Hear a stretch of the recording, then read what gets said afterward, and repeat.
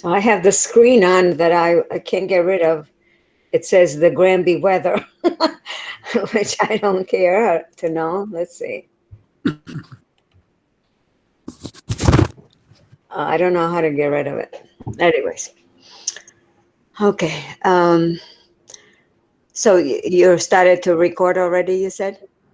Okay. So good evening, everyone. This evening is going to be an open forum with two guests that are going to share their own experiences. Very excited. They're short versions of their experiences. So we'll go with that. And we're already all booked for the rest of the year with speakers. And next month is Rhonda. She's a wonderful speaker, and she had a near-death experience. And then there's another one that lives in Florida that I contacted, and he agreed to share his experience, which just happened last year when he died 3 times of COVID.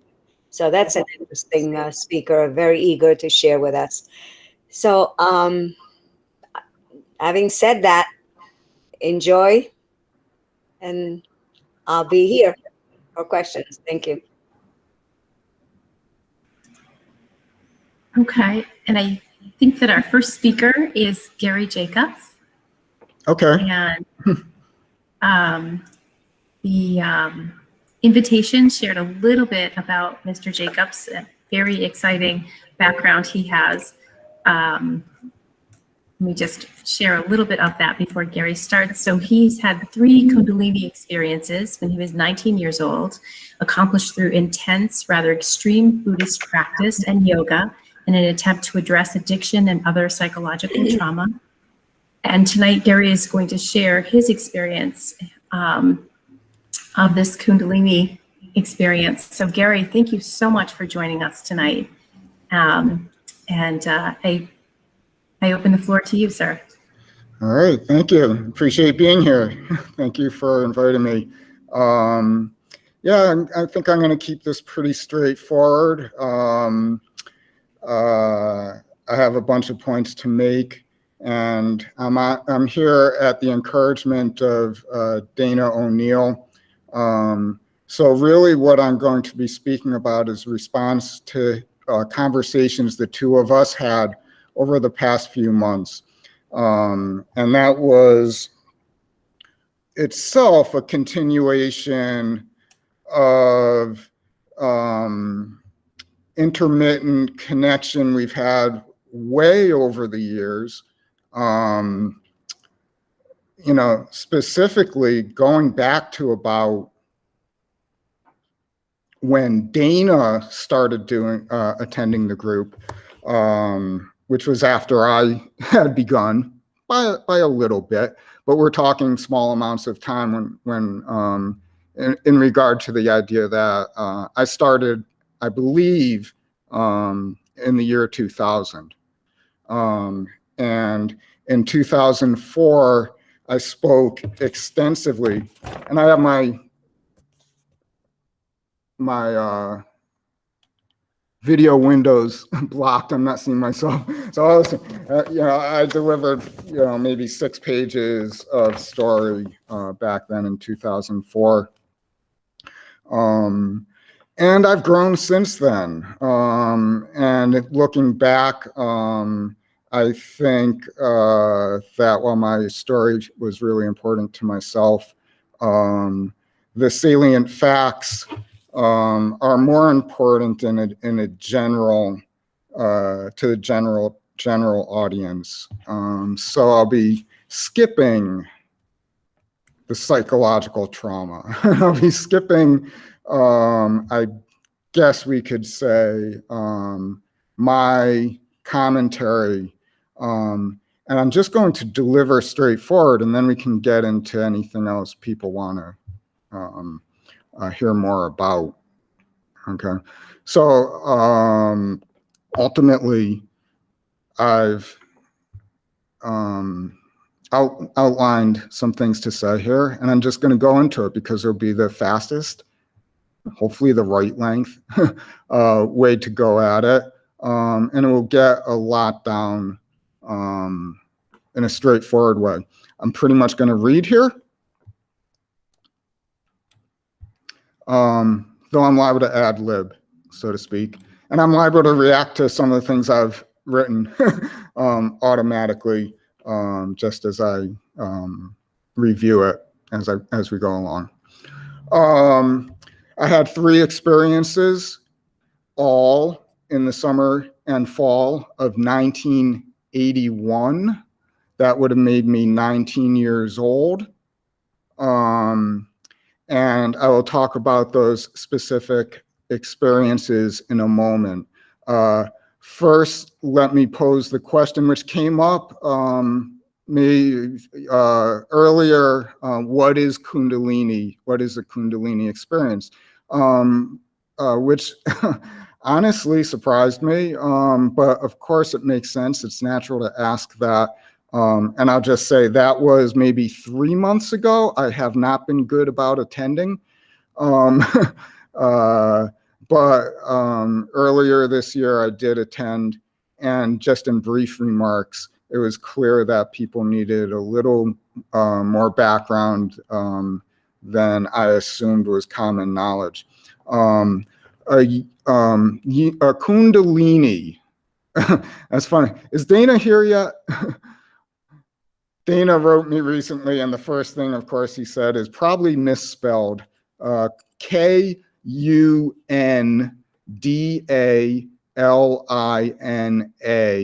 and that would be I assume a Sanskrit word, going back to the core seminal kinds of philosophies, religious philosophies, spiritual philosophies. It's a universally recognized physical, spiritual transcendence of ordinary being brought on by the release and movement of energy from the base of the spine to the brain. It's typified by a warmth growing at the base of the spine that opens a dome-like, bifurcated, and I actually looked that word up because I was looking for another adjective to add here, valve, and rises like a column through the brain stem, or we could say the spinal cord. They're analogous to me. We think of a certain part of the brain, but as independent, but certainly I think our whole nervous system, certainly the brain stem is part of the brain also. It's generally associated with the autonomic nervous system that otherwise regulates the flow of feedback loops from our dependent individual, I'm going to say specialized cells, to our brain and back, mutually consistent with our environment in totality. So that what that's saying is anything more than a single-celled creature becomes specialized and not necessarily autonomous, needs cooperation of other specialized cells to breathe, to eliminate, to move, to reproduce, to get oxygen, I guess that's breathing, nutrients. And our body is a huge community of cells. So information needs to be regulated, travels from the cells to the brain and back. In consistency with our surroundings, our environment. The assertion is this can be observed. Okay, so the autonomic nervous system regulates that flow. And the assertion is that this can be observed and experienced by our consciousness. Kundalini would also release that flow. Subject, I'm not sure what this is about to say. Subject of many names and descriptions, okay, Kundalini itself, and conjecture in literature, thought, and philosophy, including possible insights into death and or, well, I guess it wouldn't be or, death and possibly reincarnation. My first experience consisted of a bubble of warmth being released up my spine. When it reached my brain, flying, a sensation of flying backward up a long, dark tunnel, backward up a long, dark tunnel. Fear. I'm at bullet points here, and I believe I added fear randomly into the mix here, perhaps after, but we can get back to any of these points. A sense of the light of the world receding. Merging of voices that would be inner voices into a unified, overwhelming wah, single voice.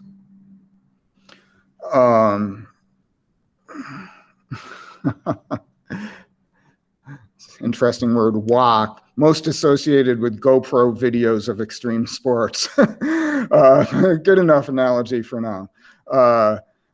Certainty that this is death, or would be my death if I continued. A time span that lasted only moments. And a conscious, I didn't write this down, but a conscious then decision or effort to reverse that movement up the tunnel and move back into my body. And I will say then afterward, bursting with energy and vitality. Second experience. Oh, look at all this. Guess that's just formatting. No fear. Okay, so that was actually July, I believe. And I was home on summer break. There's lots of anecdotes that go along with the timing and when and exactly how it happened. The second time I could find out, but it was sometime during the fall after I had returned to college. And I was making more of an effort to have transcendent experiences in college rather than studying. So second experience, no fear. Disillusion of boundaries, meaning no boundary, no sense of self-containment, no sense of inner and outer, dissolution of the normal boundary between myself and the outer world. Illumination, which perhaps could be compared to enlightenment, which tends to carry more an intellectual weight. I prefer the word, at least in this context, illumination of every cell and molecule in my body. Sense of light and energy coming from those locations. I enter into a realm of light.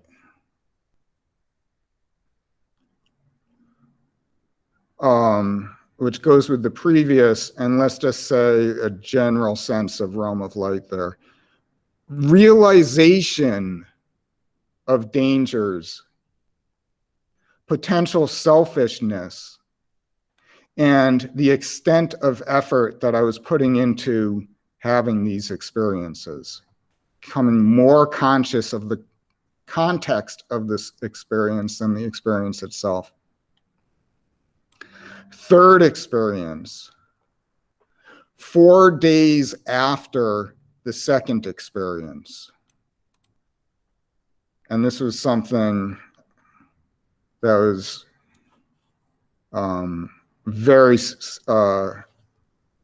that I was very aware of, proud of, attentive to. Stronger experience still. A feeling of raised consciousness. Literally feeling like the center of consciousness in my, we'll say brain at this point, my being had become higher. And I'll pause on that because that sounds like another bullet point that should come at the end. So that's probably more of a sense of a feeling that I was left with afterwards, okay? But I will go on and say, actually, with this experience, we'll just say includes all of the characteristics of the second experience, plus stronger experience still. Feeling of detached consciousness or awareness, in the sense that the body falls away below. We can talk more about that, perhaps in the sense of out of body experience, but I don't like the idea. I can't warm up to the idea of out of body experience, especially in this case. I will say, at that point, the highest part of my body was still my head. So I can't say whether my consciousness left my head completely. Body falls, sense of my body falling away or dissolving below. Flying forward down a vast, rippled, light-filled tunnel toward complete white light. I don't have it written down, but I'll say accompanied by that tunnel characterized also by torrents, waves of energy. We could even say wind. I have no problem saying that there was the sound of wind. Observation of information from all parts of my body pouring into the main tunnel from side tunnels that emptied into it. And in this case, an all-encompassing Om sound rather than a Wah sound. Those are the specifics of my experiences. Probably leaves some questions unanswered. These were all achieved through, ultimately triggered through a particular yoga pose, and I can talk about that later. What are the ramifications of having a series of experiences like this?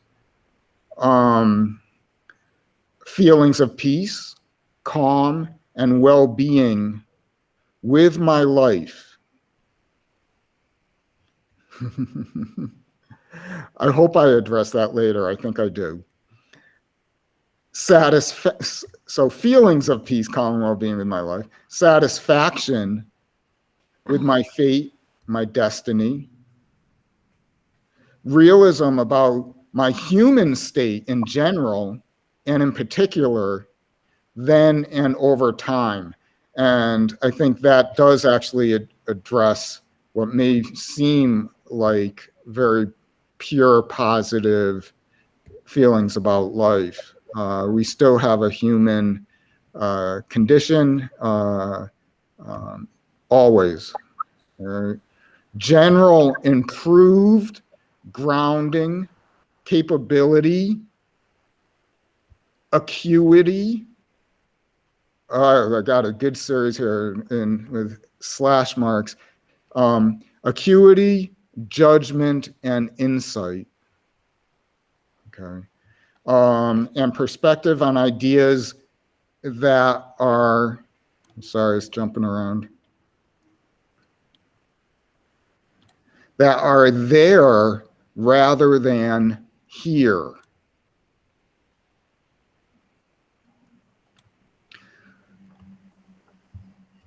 Now, that's a good segue, that remark. I'll leave it hanging for a moment. But then now I'm going to talk about what Dana and I discussed, and literally points that I answered him through email spontaneously, and making extracts from that. Dana was exploring, I don't know if Dana's here now. If you are, Dana, hi. Dana's exploring modalities at the time, and we ran into each other last year, and he emailed me about opinions this spring. I think on guard of himself getting carried away, of himself doing things that were not going to benefit him in the end. Did it make me happy? Yes. Did it solve everything for me? No. Could I have become who or what I am without it? I don't know. I'd like to think so. I'd like to encourage others to think so. Regular people do great things, just as the ordinary humans, I put they are, we are. And it doesn't have anything to do with being enlightened. I think that's huge.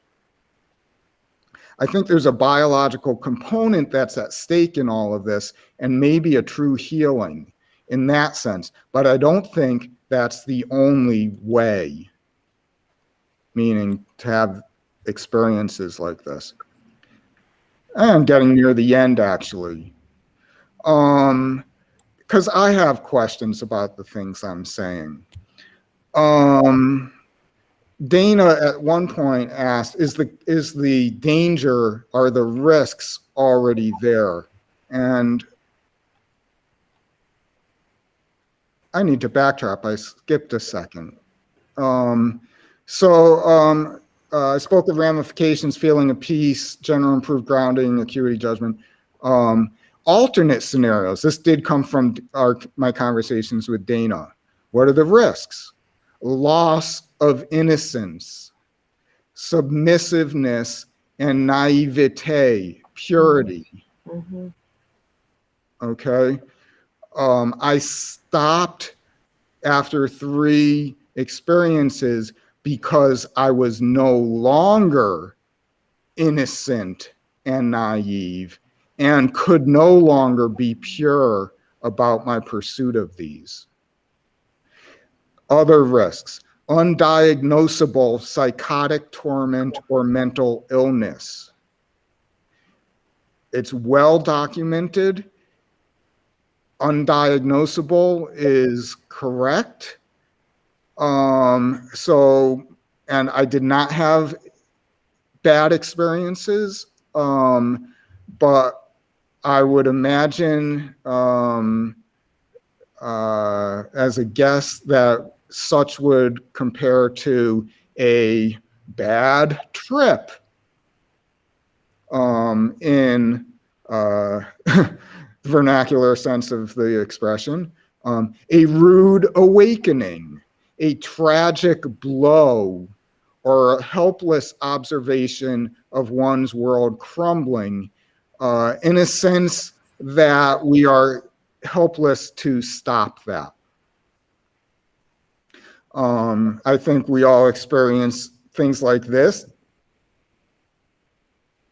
from time to time, maybe more often.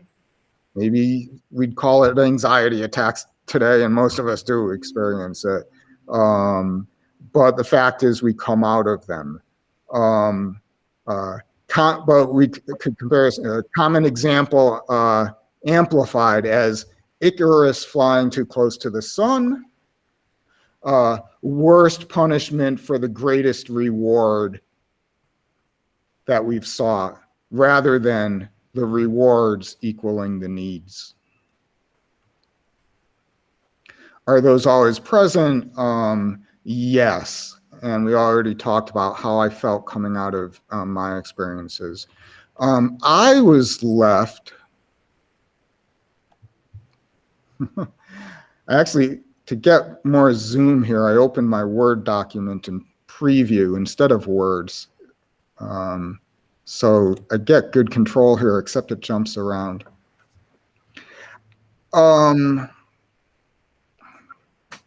I did not start off afraid. I was fit. I wish I was that fit now. I was devoted in an austere way.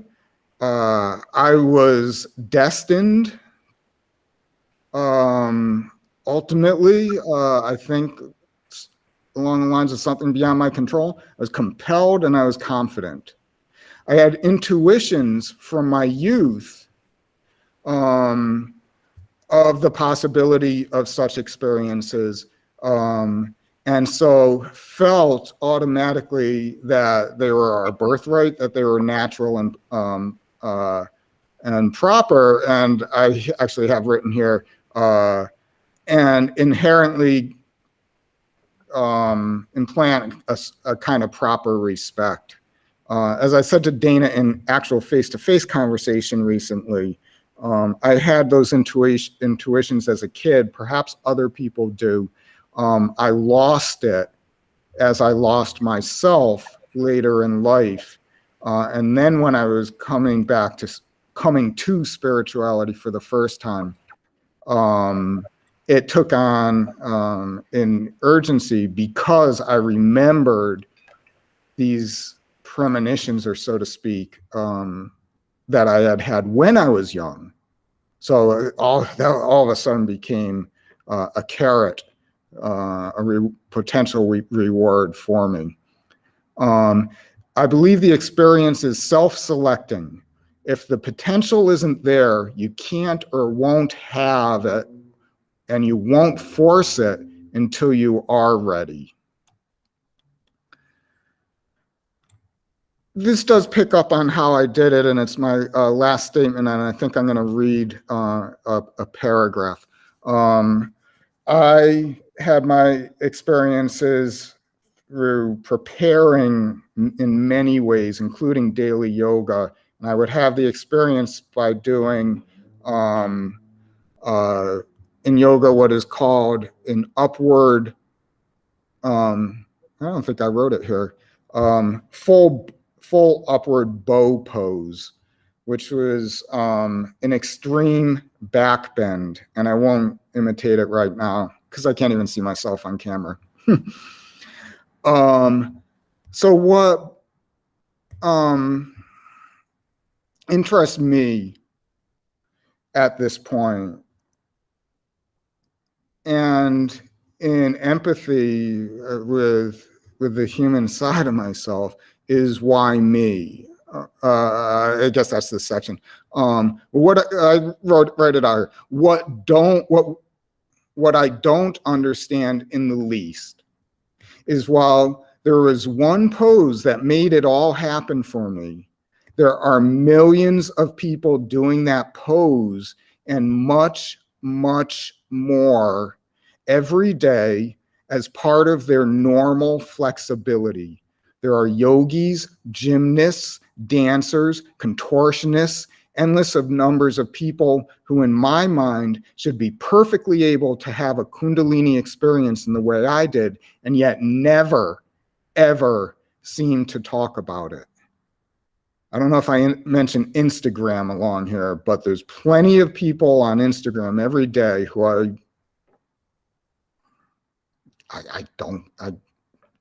can't explain. And they don't talk about anything except yoga. Next sentence. I follow yogis on Instagram every day who can do anything and talk about their practice and the technicalities of what they do, and never a peep about Kundalini. And on top of that, if they're experts, then they should be the first ones to know about it, and I would think want to achieve that. I don't know if it's just a crazy idea that people don't think about,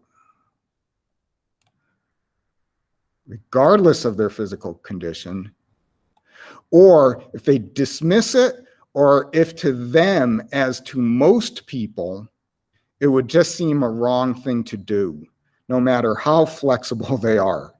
I don't know if there's something wrong with me and that I felt and believed in it so strongly all my life. I mean, seriously, like there could be something wrong with me. If so,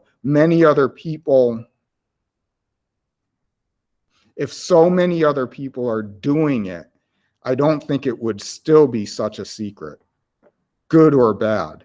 I'm sure that perhaps most people in the world, oh, this is my addendum. I'll read it anyway. I'm not sure this was to be made public or not. I'm not sure that most people in the world would have the slightest idea what I'm talking about, have never sensed the possibilities in their bodies and their lives. Somehow I did, and the rest followed from there.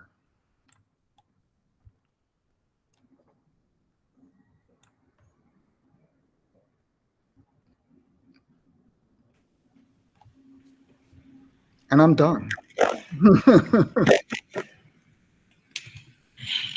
Wow. Gary, you've given us a lot to think about.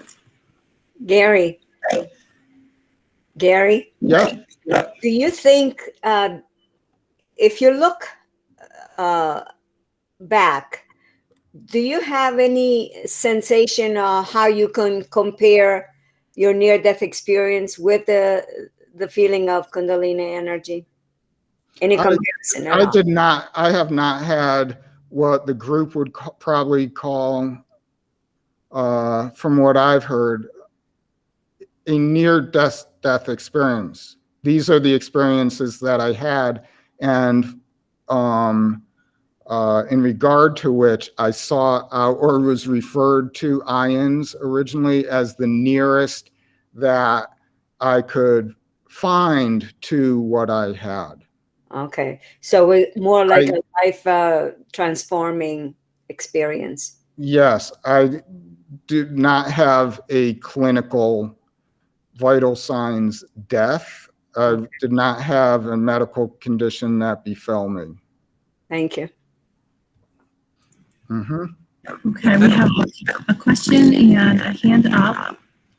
Yeah, and I'll look at the chats. I was ignoring it before.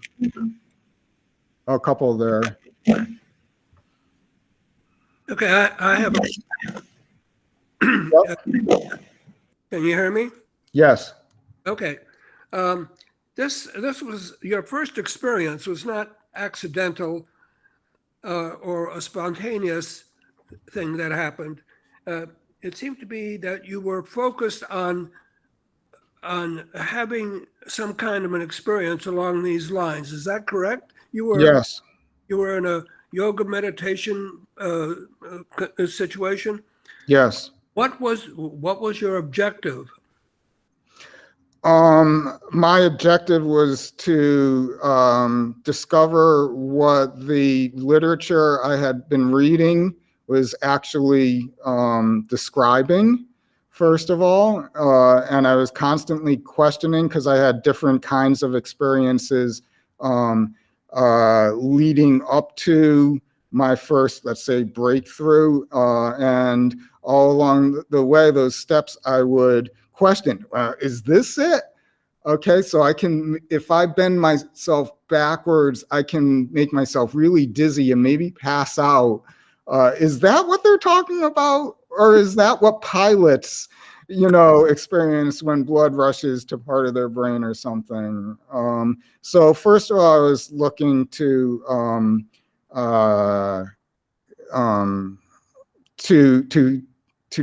see that and get to the bottom of it.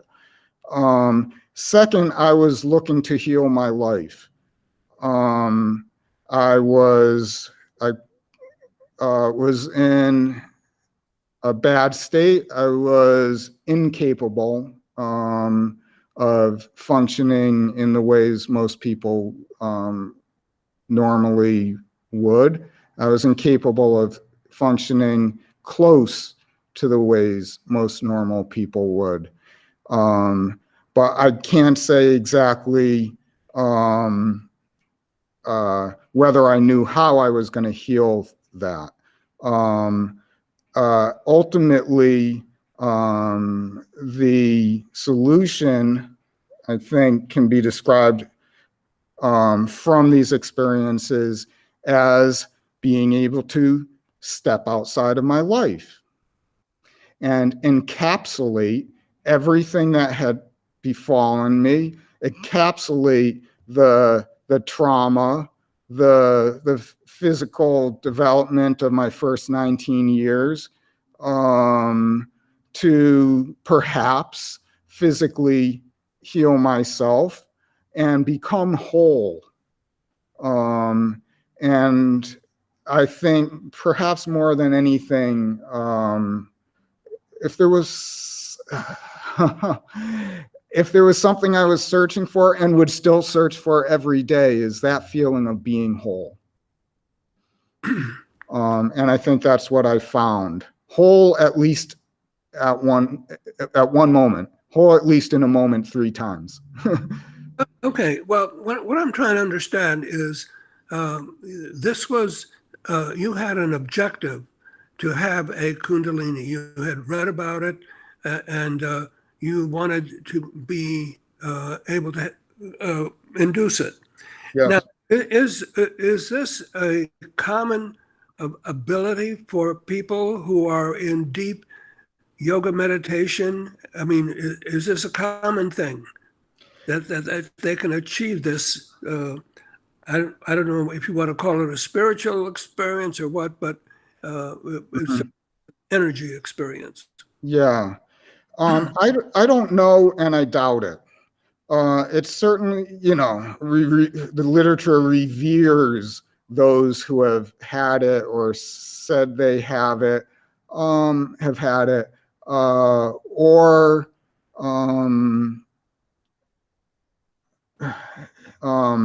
perhaps those who have achieved enlightenment or done great things become wise even without having that kind of experience. I think the very fact that we have literature, that we talk of transcendence, that we have divine insights,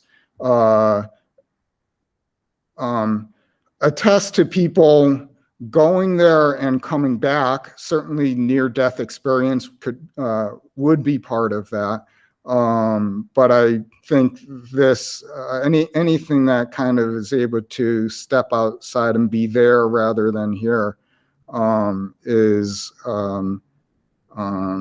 extremely, is as much the basis of the literature, including spiritual literature, philosophy, religious, right through everything. We talked last time about the etheric body and chakras and all, and the insights and medical insights, physiological insights, I think, attest to a history of this happening. At the same time, I think it's really rare. Even if we go to some place like India, which is swarming with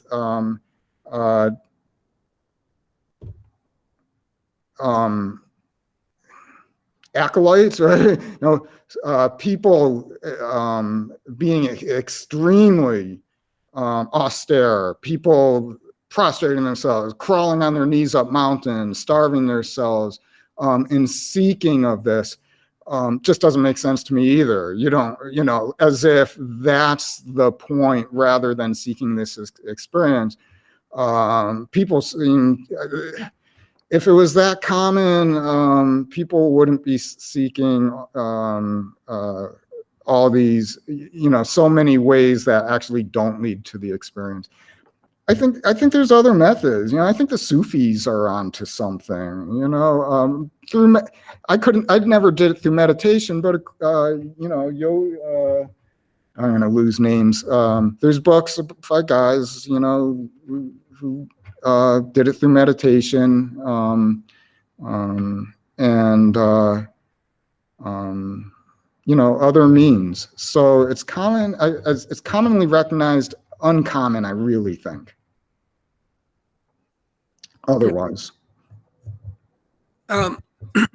Gary, when you, in any of the three experiences, did you encounter any kind of Nope. a spirit or a person or a soul or something beside yourself? Or was this totally a physical and mental experience all your own, but no connection with any other kind of being or essence? No. So the most, maybe it's interesting. I think the first and the third experience are the most compelling. One, the dark tunnel backwards, and I knew it was death, is interesting. The third experience, light-filled tunnel flying forwards towards light, is extremely analogous. Would, by extension, possibly align with the kinds of passages and then meetings on the other side that have been described to the group before. I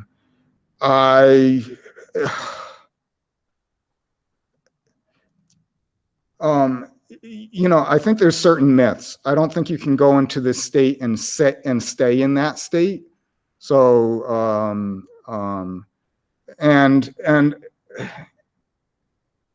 so I think you have to realize that there's no permanent, Uber person, after this experience.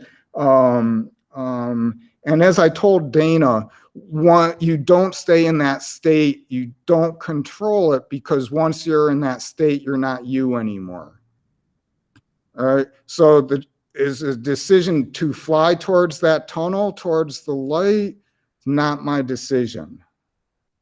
And honestly, at that point, I had never even, we're talking, what did I say? 1989 or so? 88. 81? No, yeah, it was before that, 81, thank you. I'm like, no, it was, I had never heard of near-death experiences at that time. And the literature I was reading, anything that would suggest passage and meeting with other beings was not something in my awareness at that point. A big part of what I was reading was Be Here Now by Dr. Richard Albert. I'm going to be bad with names tonight. Ram Dass. All right. And that was very Buddhist oriented. And I'm sure he would have talked about karma and reincarnation, but the idea of death and returning from death probably doesn't appear in his book. Okay. Then what I wanted to ask you, you said, I think it was a third experience. Yep. That was this very bright light, Mm-hmm. and that you went to it. Now, why did you want to go to it? What was the attraction?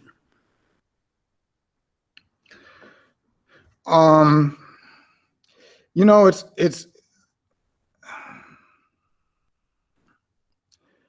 I don't think I tried to go to it.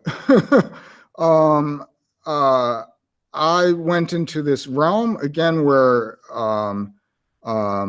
my consciousness seemed to separate from ego even and physical being, realm of pure energy, any bodily sensations, like I say, in the normal sense, fell away. It's just me being in this tunnel and progress. And as I think about it now, as I talk about it now, I think I have to say it felt like the tunnel was rushing towards me rather than, and I'm flying along it rather than driving the car here going forward or backwards. I wasn't stepping on the accelerator for anything. But a sense of forward vision, and that tunnel's just getting lighter and lighter the farther I see into it. Is that Okay, so helpful?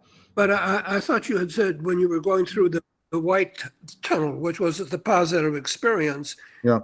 this light, and you were going towards it.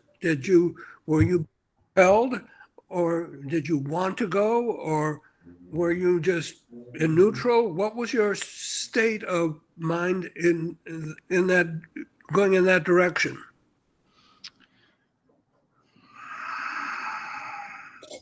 Yeah, I don't know. I think I may have. As you're asking the question, I'm trying to come up with an analogy. I think of it more as a stasis. All these things are happening at once, and like I say, like you can stand still and feel the wind rushing by you. And I think my experience of this tunnel was similar. Now, I do talk about information coming in from side tunnels. So a sense of other channels happening. And I can see, I admit, I'm not talking about, I'm flying by these other tunnels and all. It's more, I think, Jack, to really answer your question, I'm in that tunnel the way I'd be standing in a stream and everything's happening around me. And I don't have to make an effort to see that there's lots of white water up ahead. Okay. Go ahead. So you were in neutral, and it was happening to you. Yes. You weren't energized to go in a specific direction to make your contact with enlightenment. Correct. Okay. And honestly, my sense at that point was no different than the first experience I had. I understood automatically that good or bad, this is death. It's what? It's the passage to death. It's not this life. You know, and maybe it's just a sense it wasn't my time then. You know, so there wasn't a sense that I felt the need or wanted or needed to go further.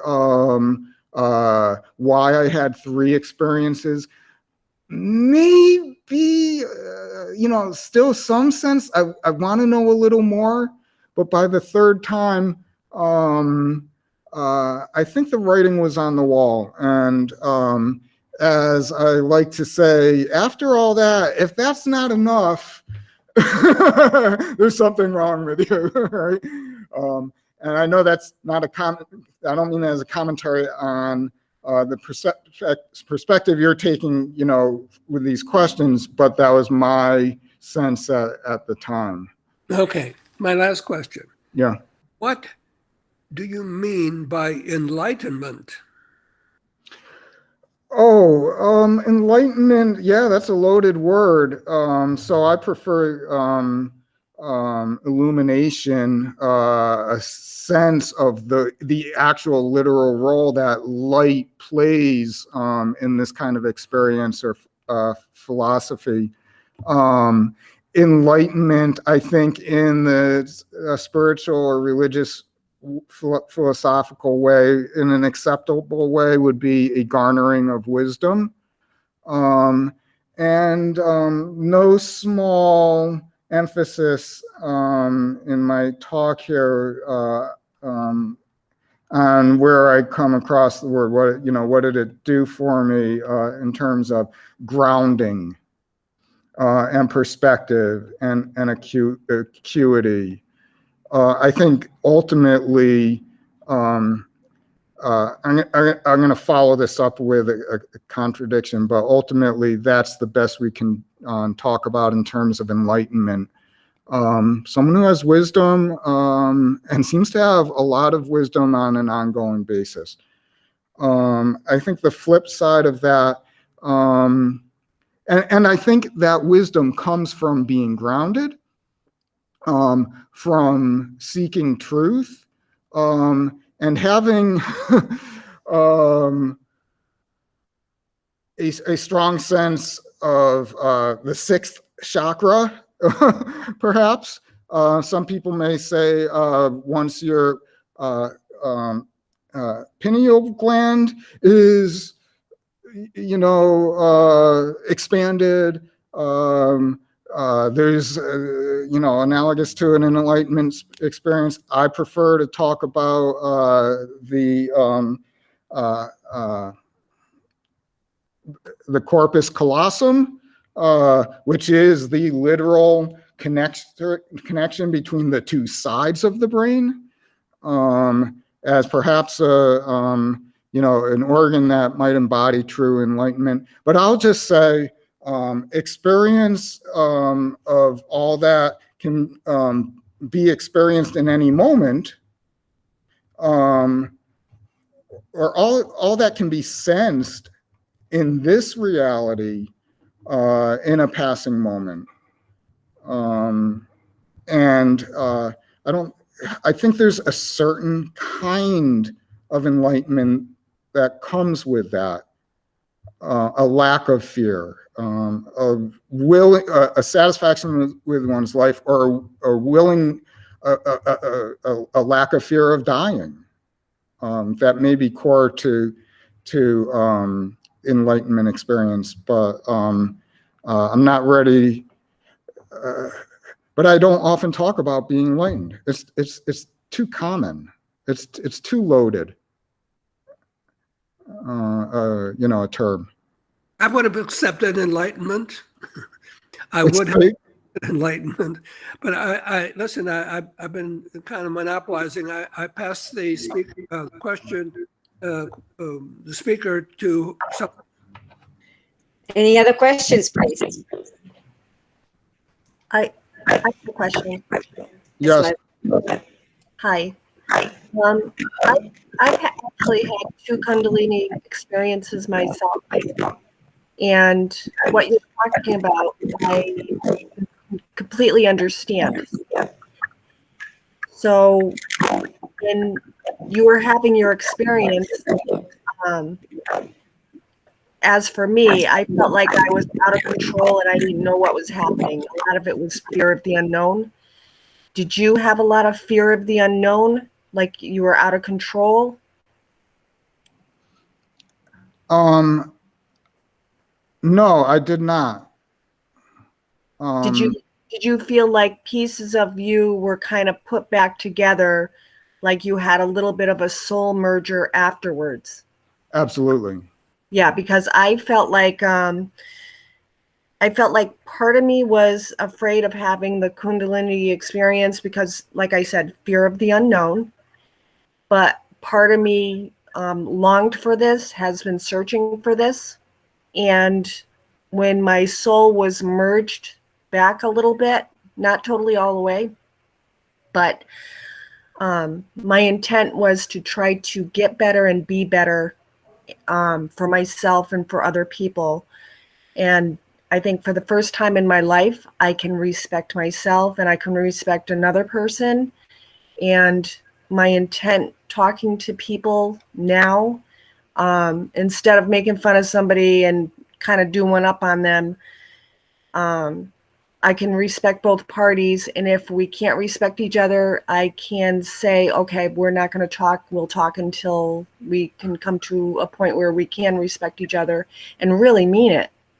So, but part of me is afraid of the unknown. So when I am doing transformational breathing, or if I'm doing an ayahuasca ceremony, part of me is afraid because fear of the unknown. So I don't know how to eliminate that, but yet I know in order for me to get better and be better, I need to be better for myself. And I can see the elephant in the room, so to speak, without giving any judgment.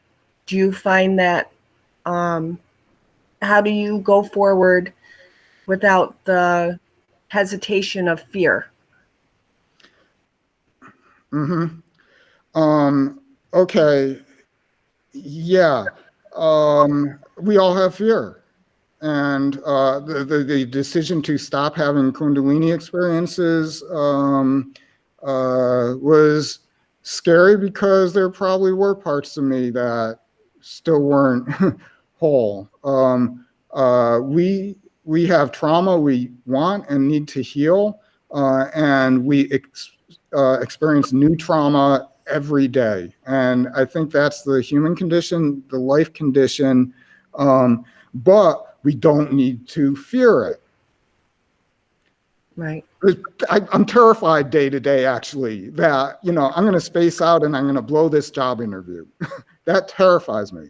But it's a different kind of fear than the fear of the unknown, other than how am I going to pay my rent next month? But right. I will say that I think a lot of power and to some degree ego, determination followed my experience for years. Also, some discomfort, because I talk about my seat of consciousness, literally a physical sensation, feeling it's hot. It's not where it was before. It's higher in my head or something. I'm not sure this is really me. All right. Higher. And then effort to be grounding myself. Okay. So, and all this happened when 81, then I go to college, get through college, I do my stuff. 2004, it seems like that to me. But that's when I told my story to the group, the IANDS group previously. And what happened after 2004 then is equally as important as my experience. And that was, ironically, years and years of therapy. And which I believe in, and which has all kinds of great coping mechanisms for dealing with the daily trauma and ordinary fears and the existentialism of dealing with the human condition, relating to others, all right?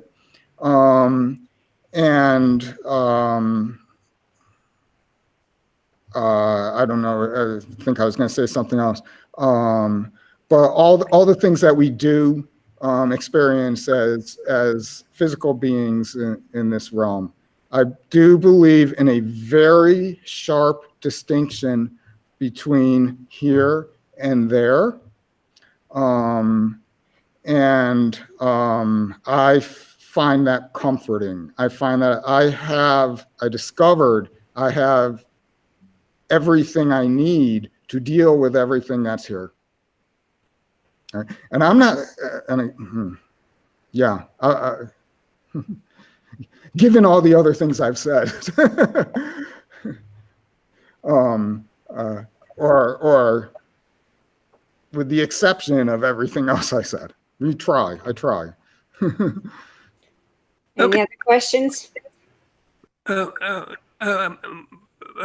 getting a little tight on time. Yeah. Let's say one more question, and then we need to be able to provide the next speaker some time. Any question?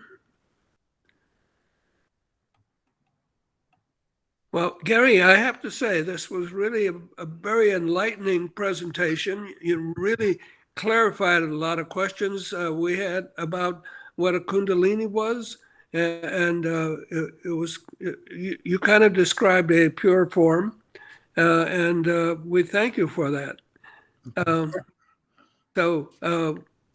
Tina, do you Yes, want? before we present our next speaker, I would like to offer both Leslie and Gary a visit to my labyrinth, because from my experiences and the feedback I get from people that have visited, it is very enlightening. They get answers to questions that they didn't even know they had.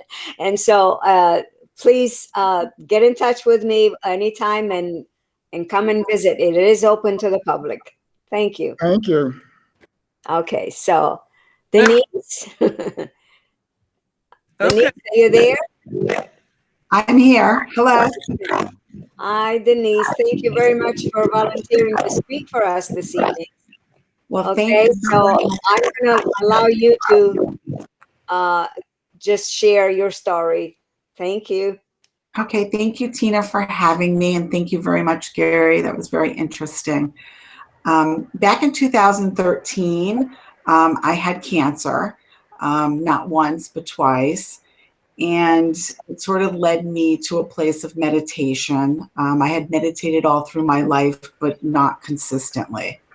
And so I decided to sign up for a meditation group. And one morning I woke up, and so I'm just going to tell you my story. One morning I woke up, got into my truck, and I started to drive to Glastonbury, Connecticut to meditate with a group of people. There were about 35 people in the group.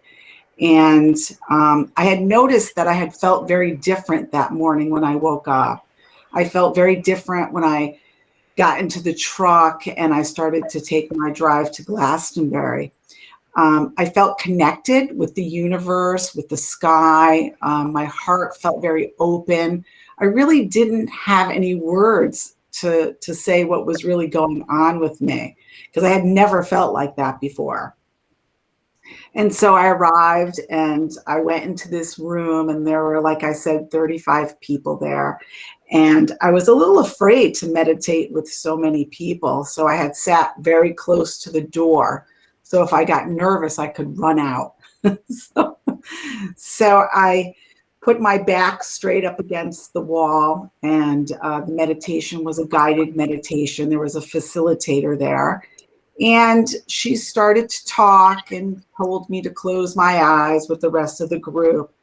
And when I closed my eyes, I saw black, but then immediately I was engulfed in this ball of light, white light.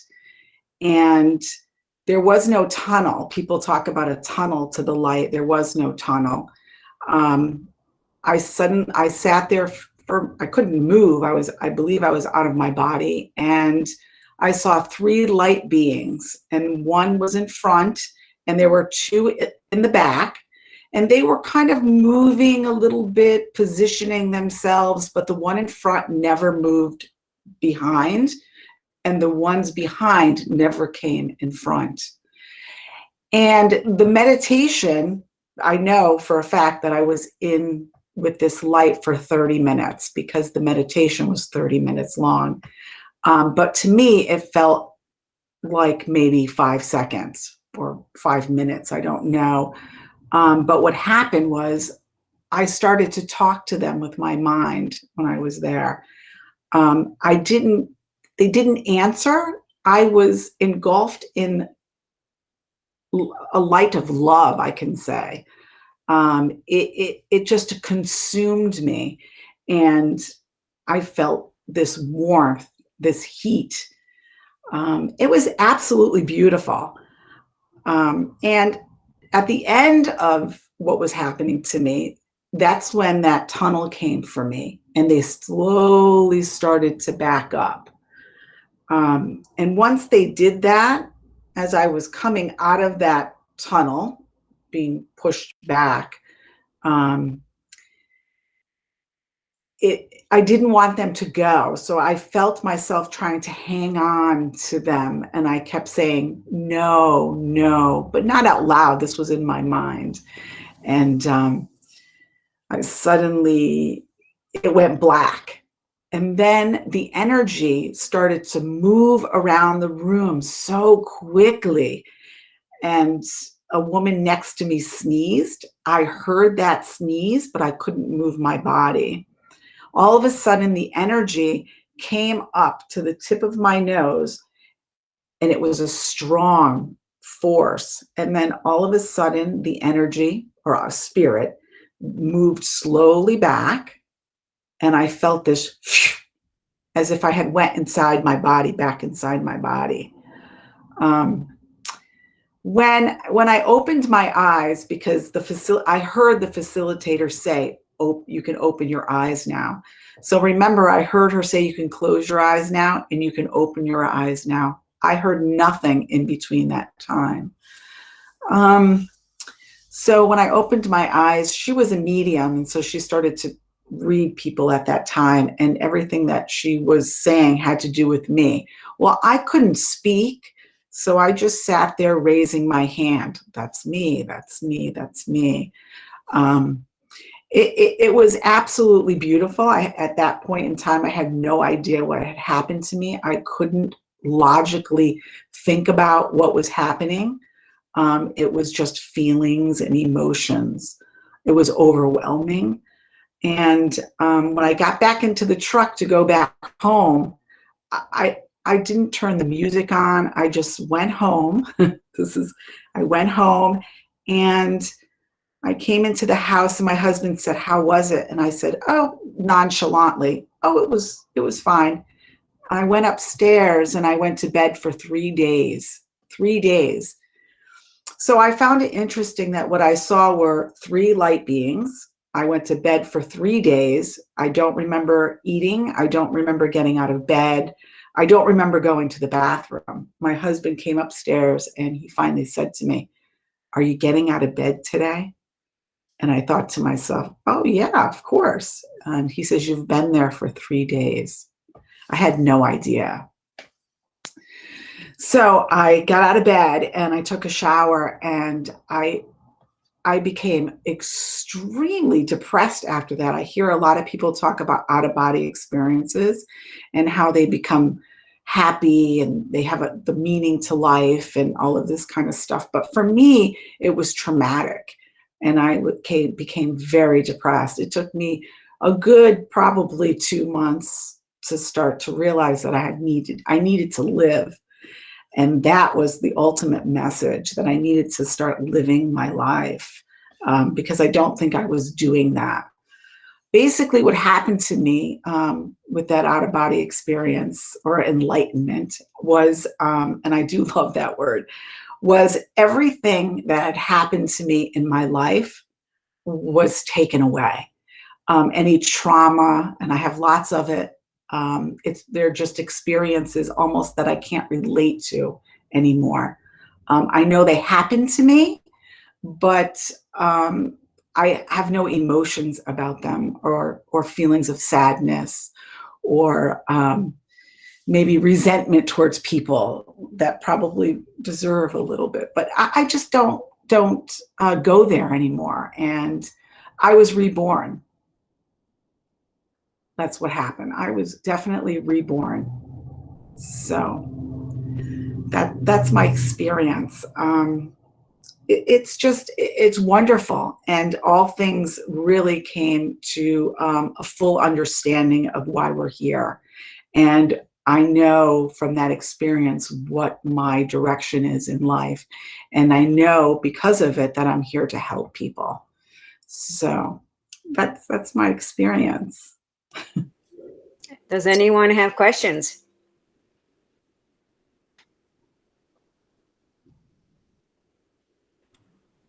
I'll ask a question just out of clarity because I'm reading your bio. Yes. Started on your spiritual path at the age of 9 after Yes. after being diagnosed with kidney, and that was what you're 8 years ago? Well, you 17 years old?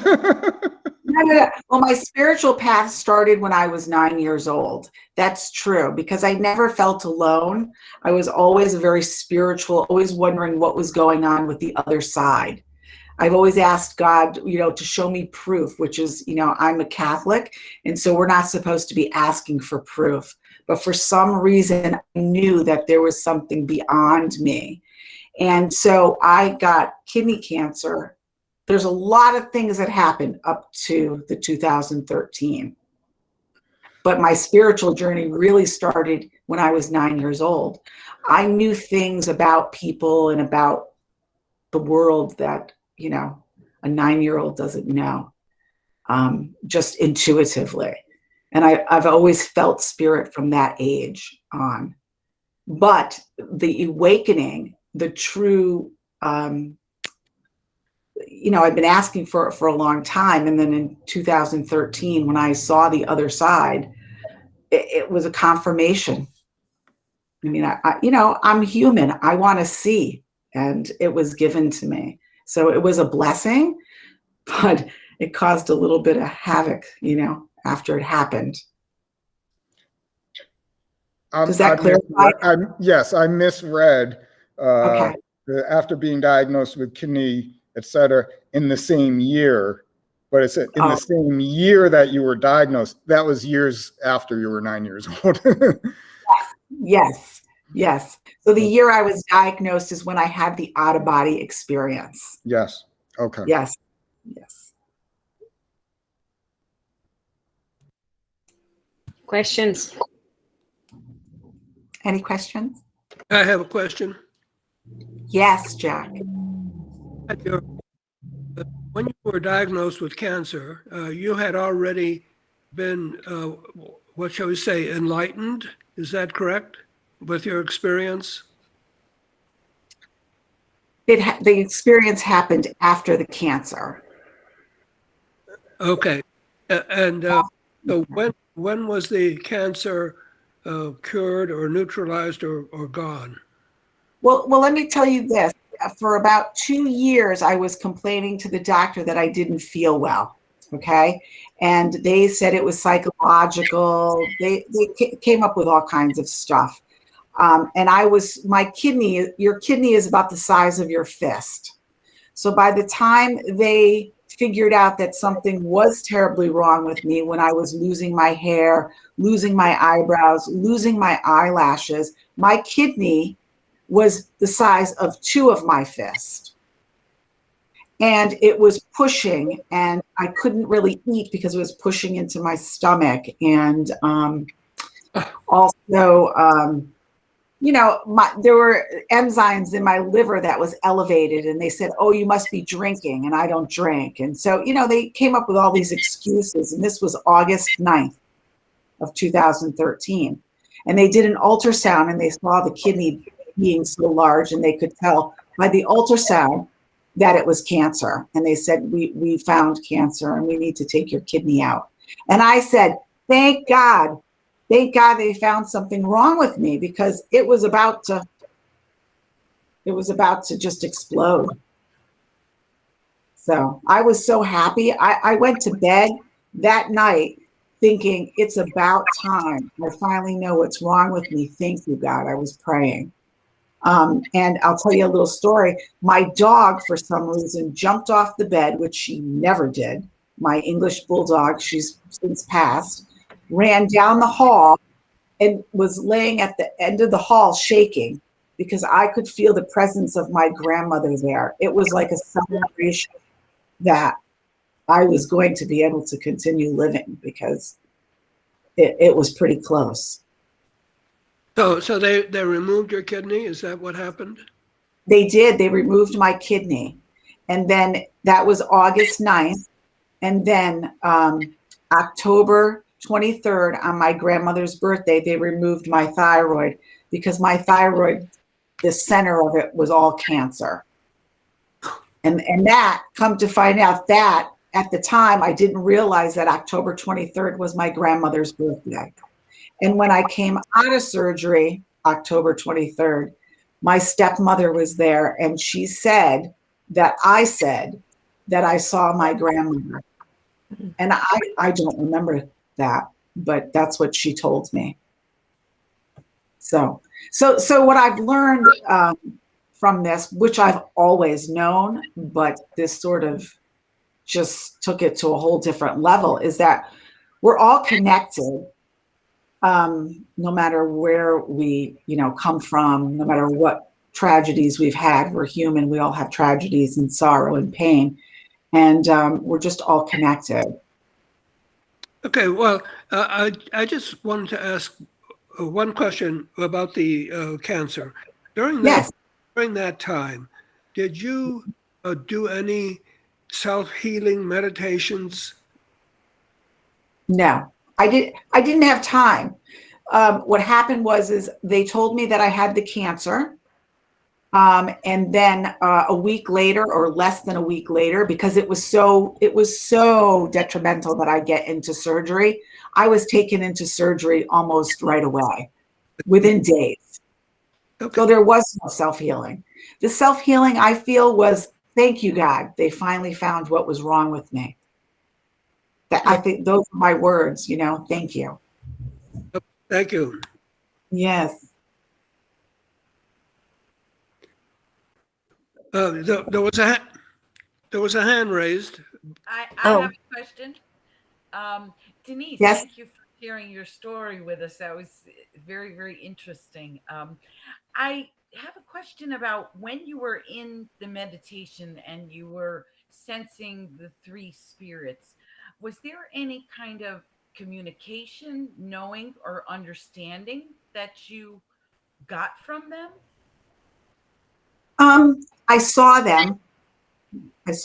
There were. That's how I know there were three of them. The message, they didn't speak to me with a voice. I didn't hear anything.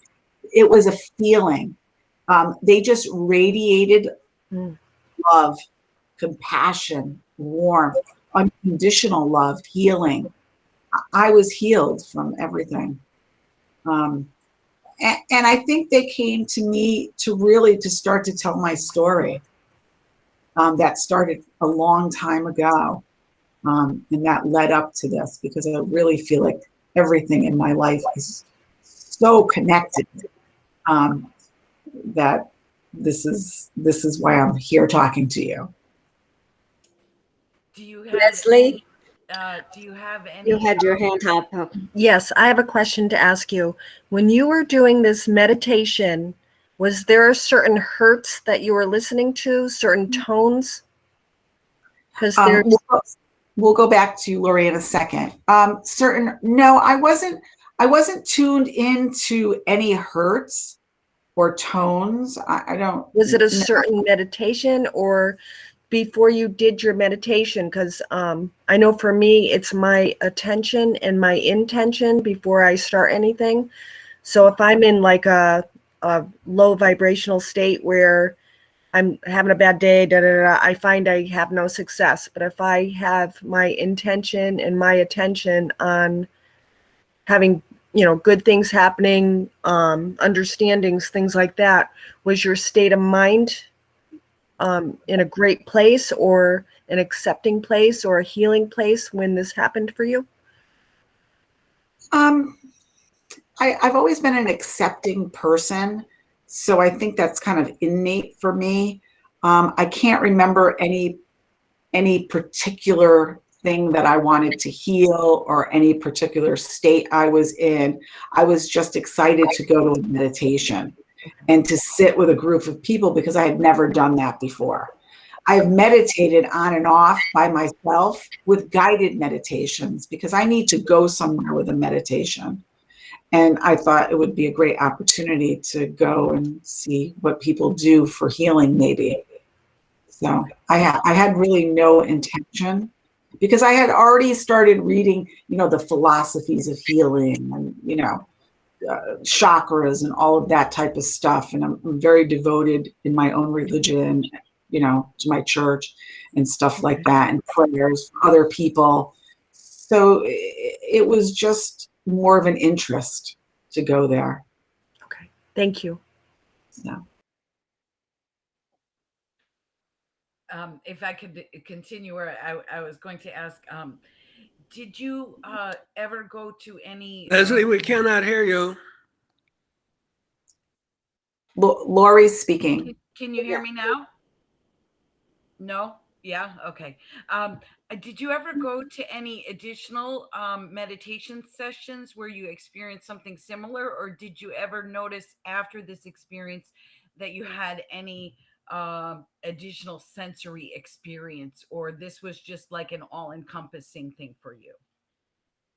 Well, I'm a medium, and I've been one ever since I was quite young. And so no, none of my sensories really heightened, I can say. Um, what was the other question? I was sorry.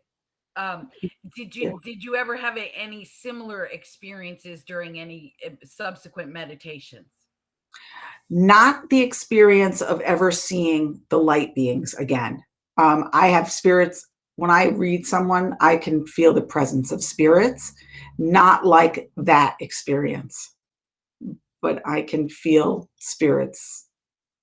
That experience was above and beyond. I believe I was on the other side. I really truly believe that. And I believe that I believe that I had touched heaven. That's what it felt like to me. That I have not felt. I would really like to feel it again, but I can tell you that it was quite traumatic for me when I come back, because I couldn't get to sleep. I was irritable. I was agitated. It took me a while to calm down from that experience. It was trauma in itself, I feel like. Even though it was healing, it's like a contradiction, really, what I'm saying, but it was quite traumatic.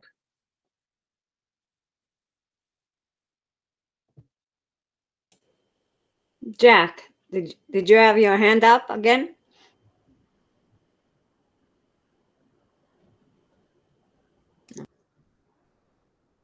He's got his microphone off, I think. Jack, we can't hear you. Yes, I'm sorry. I meant to lower my hand. There were other people asking questions. Okay. But, I did have a question about the light beings of light. Mm-hmm. How do you describe them? As a ball of energy, as a form, as a what? Well, what's interesting is, well, the painting, the drawing by crayon behind me, face with no round head with no face features, and a kind of, body that went down like this. It was just pure light. And I went to an artist that was doing artist readings, and she drew this for me. We don't see it. We cannot see it, Denise. I didn't tell her anything about me, and that's what she drew for me. Can you see that? Or Pull it back a little bit. Not so close to the camera. how's that? No, it's not. Slow. Well, here are the heads. Here are the heads, and there are the bodies. Yeah. Tina, is that familiar? Yeah, And it certainly does. she drew that for me, and she didn't know anything about my experience. All right. So I thought that was quite fabulous. They were just a radiation of light.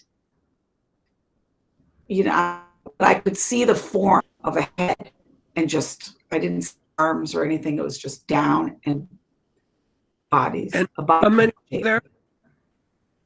3. What's Just 3? There were 3. But this of the 7 sisters, which were in the sky, Pleiades. Sky, it's the 7 sisters. You can. Okay. I'm not familiar with the 7 sisters. Yeah, it's 7 stars in the sky, and there's 7 sisters. So if you Google the 7 sisters, Yeah, the Pleiades. Pleiades, yes. Yeah. So Denise, I don't know if you had a chance to look at the book that you purchased, my book. The chapter that has my miracle car crash has the 9 entities that I saw when I died at the car crash. That artwork was done by Jack. He Oh, gifted me with that. Yeah. I have not had a chance, but I'm Okay, going to. now you will. I will. I will. Yeah, thank I will. you. So.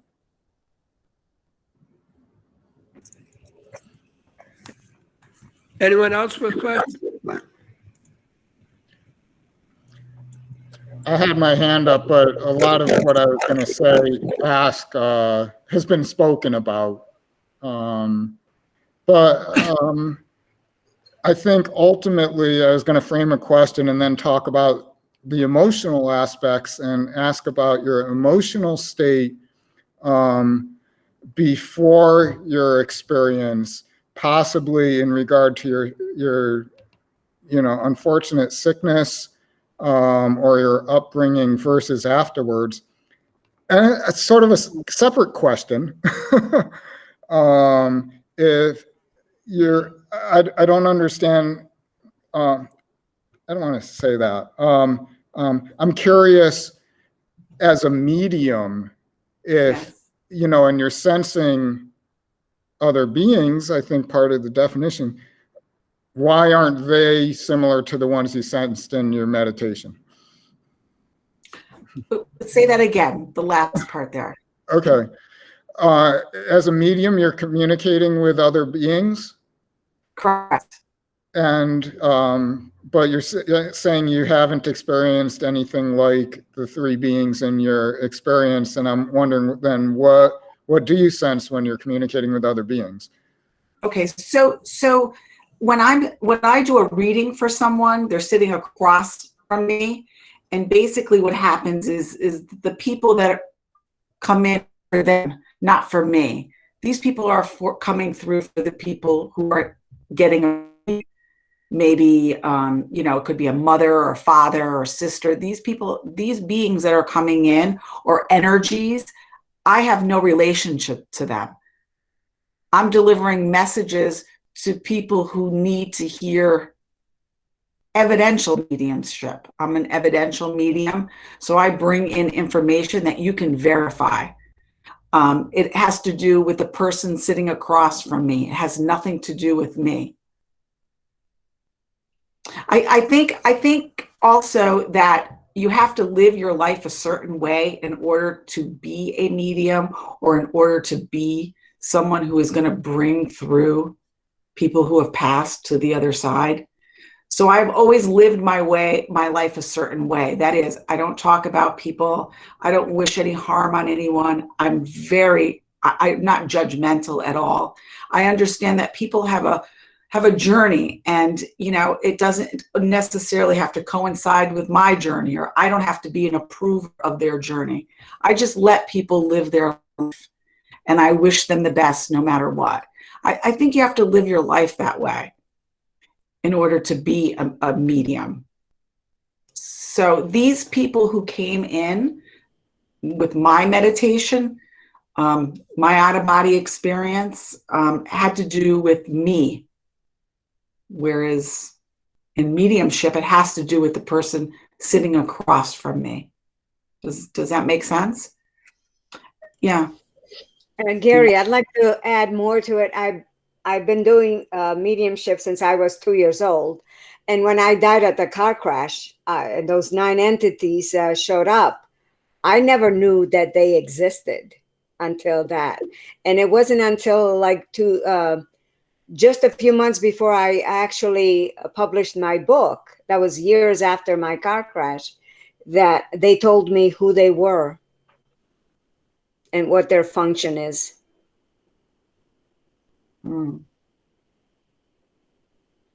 Gary, your mic is off. So you continue to be in touch with those beings? Yeah, I feel them when they come and visit. Do you, Denise? But they don't visit like they did. Okay. I know I'm always in there. They're always in my presence, but it's not like the out-of-body experience.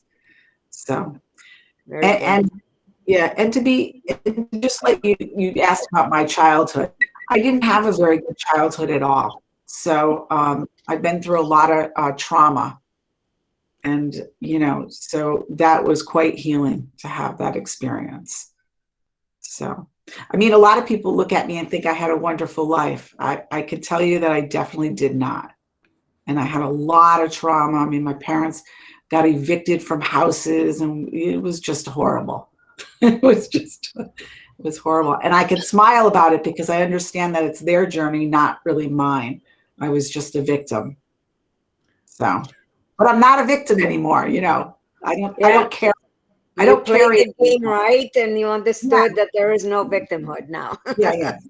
That's right. It was just their journey. I was just on it. It had nothing to do with me personally. Very good. So, thank you. Does that make sense? Yes. To me, it does. Could I touch on that a little more?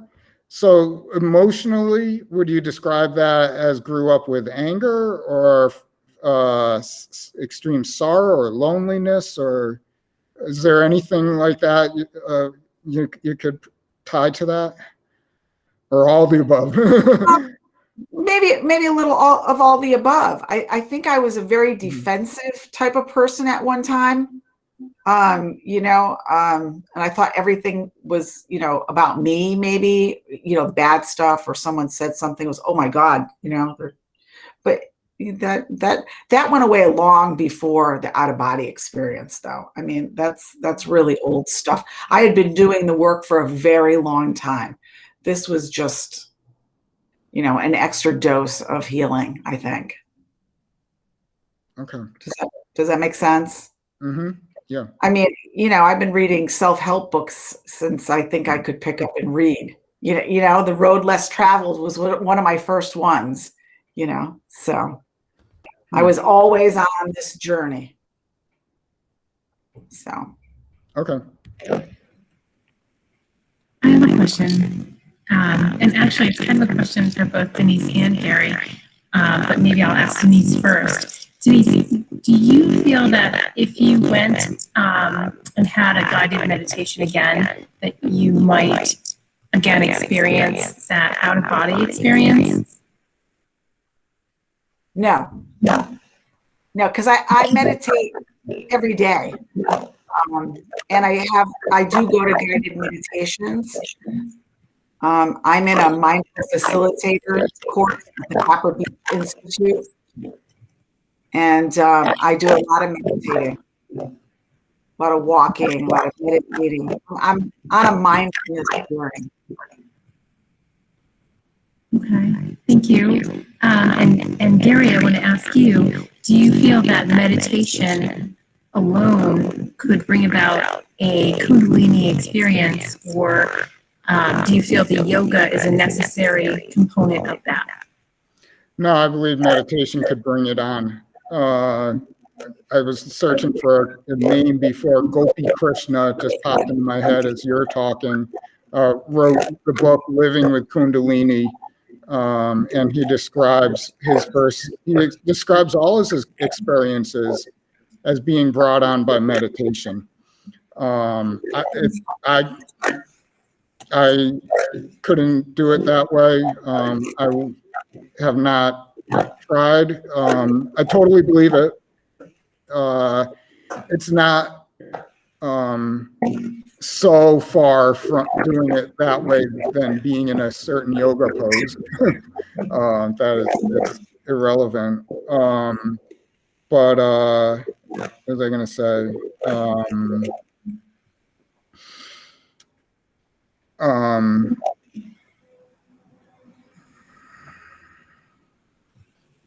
I think I have Mars. I won't hold you up. I'm starting to space out.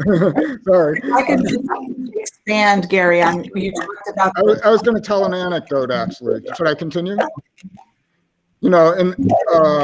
Years ago, but still years after my experiences, my sister came back from a yoga class of modern yoga, very much as it's taught at studios now. She said, I went to this hot yoga class. We did poses It was really hot in the room, and I think you'd love it. And I said, oh. And I said, which is funny because I've done tons of yoga at studios and stuff since then. But my first reaction was either no, I don't want to have those experiences again, or two, it would be dangerous, or three, I literally told her I'd burst into flame. I would spontaneously self-combust.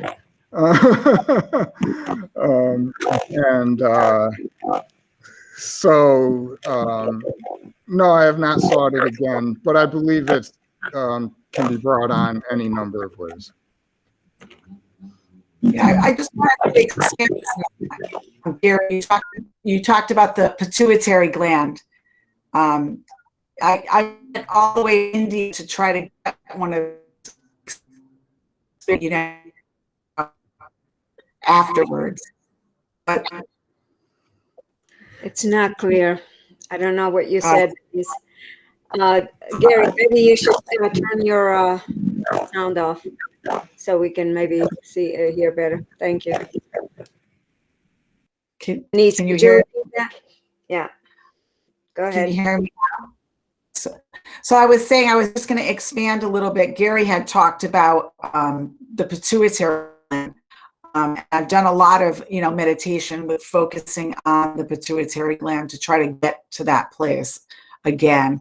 I mean, there's been glitches of light and things like that. I mean, I even traveled to India and meditated in ashrams. They have certain ways of different types of meditation. So, but I do welcome it, but it hasn't happened. So. I had another question. That wasn't exactly a question, though, no? Okay. I had another question. At what point were you able to, well, first things first, I have Tina's book right here, and here's the picture in Tina's book. Oh, thank you. Oh, look at that. Tina. It's very, very similar, and I'm feeling the spirit connection myself. At what point were you able to start getting messages from spirit? Like, how did that come about? Well, the first time, I'm clairvoyant, clairsentient, and I can also hear, but hearing doesn't always, clairaudient, doesn't happen all the time. That really has to do with spirit or who's coming in for a reading. That's the truth. And so the first time I ever heard spirit's voice is when I was 9 years old. And through that tragedy of being 9 years old, that opened up the door to lots of all-knowing, I call it all-knowing, and just understanding. So, I mean, someone would walk into the room and I could tell you so many things about them. Now that I'm older, I understand that that's not proper. That's sort of like an invasion of privacy. I don't do that. So I call it closing the window. If I get something, I don't have permission to read that person. So I close the window. People use other visualizations. But there have been times to go into Starbucks, for example. I went into Starbucks and there's a woman in front of me and all of a sudden it just started pouring, breast cancer. Mother had breast cancer. Mother-in-law had breast cancer. She's from Pennsylvania. And I went, oh, no. And, you go close the window. You have this visualization of closing the window. And then all of a sudden she turns around and says, oh, I'm from Pennsylvania. I just stopped here to get a coffee. There's breast cancer and we're up at UConn and I'm like, oh my goodness. So those types of connections for me really means that person needed someone to talk to right at that moment. And that I just listened. And then I was able to say to her, well, yeah, I had kidney cancer and I'm still here to talk about it. So I wish you, lots of prayers and stuff like that. Yeah, spontaneous messages are there Yeah. for a reason. For a reason. Exactly. Be given. Yeah. And I think that this truly is my calling, to help people. I have a bachelor's in psychology, and then with the mindfulness facilitator course that I'm taking. And I just feel like, I was going to go back and be a counselor. And then I thought to myself, I really truly am a counselor in a lot of ways. And that the type of counseling that I do, because I call it spiritual counseling, really gets to the heart of matters a lot quicker than, say, a therapist. I mean, it's direct, and it's a healing purpose. Reading, and Tina can tell you, readings are for healing. That's the ultimate purpose of a reading, is for healing.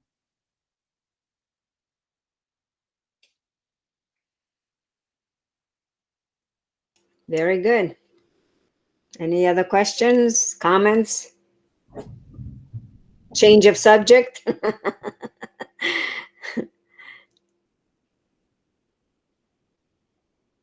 Well, I just wanted to make a comment. I have been able to feel spirit recently, maybe about a year, and they very, very much love the drawings, both the drawings of the depictions of them. And I get messages sort of annoying, but as I'm sitting here, if they're here, I get goosebumps. So the hair is standing up on my arm. So when they come, I know they're here, and they just wanted to say they very much appreciate the depictions that you have of them. And it's just so amazing to feel this connection that I never knew existed, and especially to have it happen to me. So I do appreciate what you and Tina do with helping other people with your abilities. So thank you. And thank you, Gary, for your presentation. It was very, very informative. Thank you so much. Thank you. Thank you.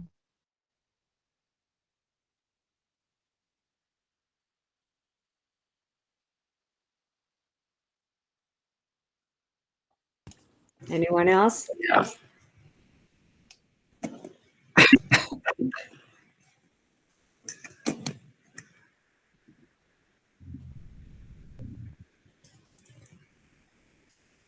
Well, if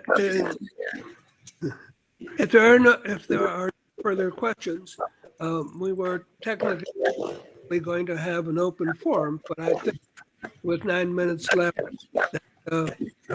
we should consider this complete. And want to thank Denise and Gary for your great presentation, very informative. Thank you. Appreciate your coming here and the presentation. Yes, go ahead, Bethany. Yep, Thank you all. Thank you. Yeah, I want to thank Denise and Gary so much, and Lori, and some of the other people have left already. And I just wanted to share that Rhonda Shinley will be our speaker, our next speaker. Is that right, Tina? Get it. Rhonda for next month, right? Yeah, so I just want to share a little bit of information about her. In 2007, she had an allergic reaction to her first dose of chemotherapy while fighting stage 3 breast cancer. And during a second allergic reaction in the ICU, she went out of her body. And she actually went to the EKG machine, which is not a trip everyone takes, right? She then went to a place where it seemed as if she came up from the ground to see and feeling the golden sun spanning all around, and she experienced a tremendous download of information. So she will be speaking at our next meeting I can't believe it's going to be July, but in July.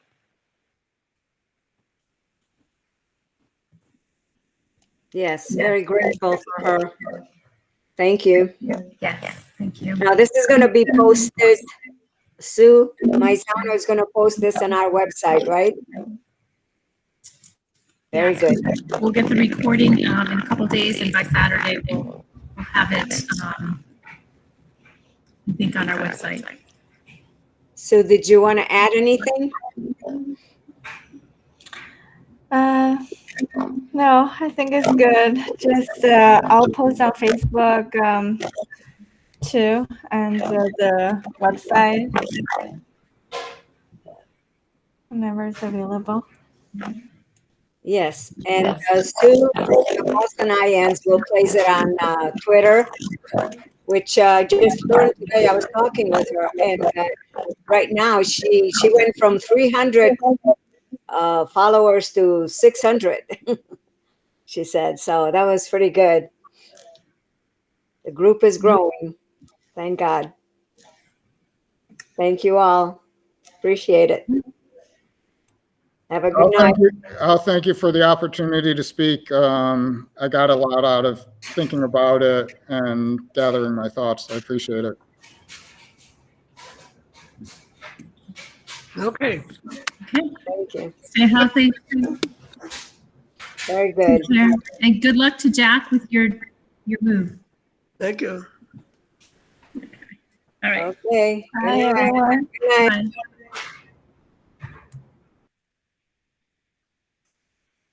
Thank you. Take care. Have a good week.